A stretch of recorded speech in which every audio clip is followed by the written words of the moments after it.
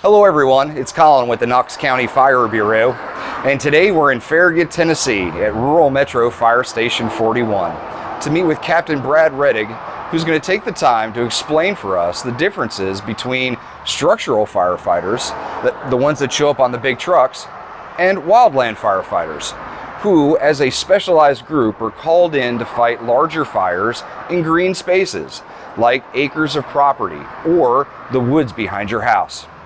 This group of extraordinary firefighters requires specialized gear and training. And today, as part of an introduction to the Wildland team here at Rural Metro Fire Knox County, we're going to get to learn about some of that gear and equipment.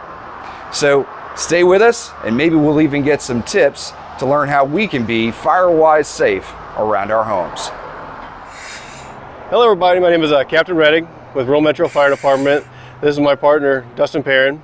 And we're going to go through the differences between our two basically a set of protective gear based on if it's a structure fire or a wildland fire.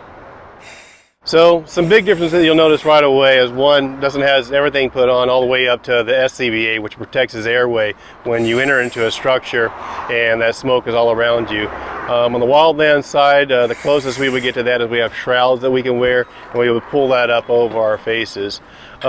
His gear is obviously a little bit bulkier. He's going to be facing temperatures that are a little hotter than you would normally see in a wildland fire. So that's bulkier. He has this, like we said, the breathing apparatus on.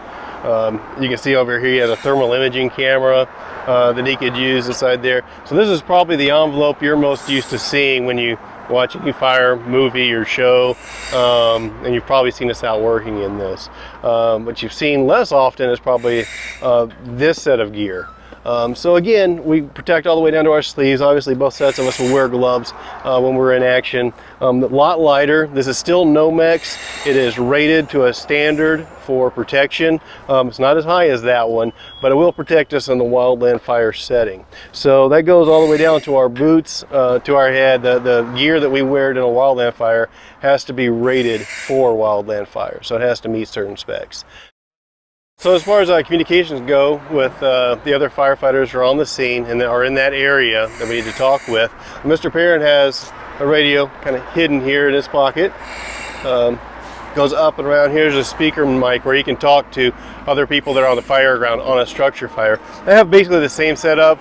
The radio mounts here on the chest, goes across, back over to talk. I have another pouch on here where I can add another radio. One of the big differences between a structure fire and a wildland fire is a wildland fire recognizes no boundaries. So it may start in Knox County and it may run over into Anderson County, down to Sevier County. And so we may have different agencies working together. We don't all use the exact same radio systems. So we can grab one of their radios or vice versa. They can grab one of ours and we'll place them in here and we can listen to both channels at the same time. I keep my phone on me. Believe it or not, you know, your phone is a great way to communicate if we're in a spot where you have good cell phone signal. There may be something that's just too long to explain over the radio. It would take up too much time. I can call that person. We can also do documentation with the phone, taking our pictures, things like that. I can send that to the IC of that scene, and I can show that person what I'm looking at. So that helps a lot that we can do that. Other differences in our gear. You can see our tools are a little bit different. I'm not sure if you can catch that. This is a brush rake, probably one of the most common rakes that we use. And just like it sounds, this is just a heavy duty leaf rake is what this is. Mr. Perrin has the irons that we call them here. It's a Halligan bar, which is basically a firefighter pry bar, multi-tool that we can use, and of course a flathead axe that you've probably seen a bunch of times. You probably even own one. So the tools that we use are a little bit different. The gear's a little bit different. Communication's a little bit different, but you can see they tie in together. But there is differences. If I went into a structure fire with this gear on, I wouldn't last long. I'd be getting right back out the door. If Mr. Perrin tried to fight a wildland fire in this gear, he'd be done in about 5 minutes. It'd just be too hot, too bulky. So this is why you'll see us look different on the scene of a fire. But let's talk real quick about keeping your home safe in the event that there is a brush fire or wildland fire close to your house. If I mention the word house fire, your mind probably instantly goes to a fire that starts from the inside going out. It's going to be an appliance that's gone bad. Maybe there's imperfection in the fireplace. It's escaped the fireplace into the home. We've all heard of the scenario of an overloaded light socket that causes a short, causes the fire.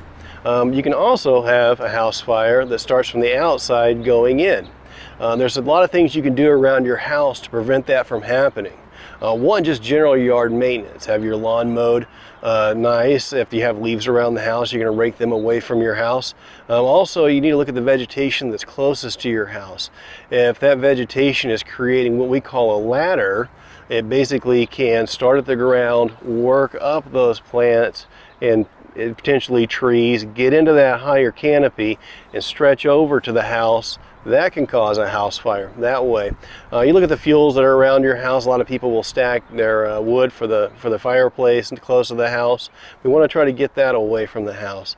The furniture on your patio can even do that. If you have a nice cushy bench or chair that's right next to the house under the overhang of the house, well, that cushion is very, very flammable once it gets going. I mean, it's no different than having a couch or from inside the house, or a lazy boy inside the house. This just happens to be one that's on your porch.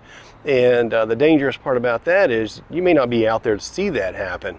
You may not be home when that happens. So your smoke detectors inside won't go off. Obviously, if this is the couch on the porch, basically with this bench, that's on fire. So that's what we're looking at, is how can the fire go from the exterior of the home and eventually get into the interior of the home and start causing damage there. As keeping those flammable materials away from the house will give us a fighting chance when we arrive on scene to extinguish that fire and reduce the damage that happens to your home.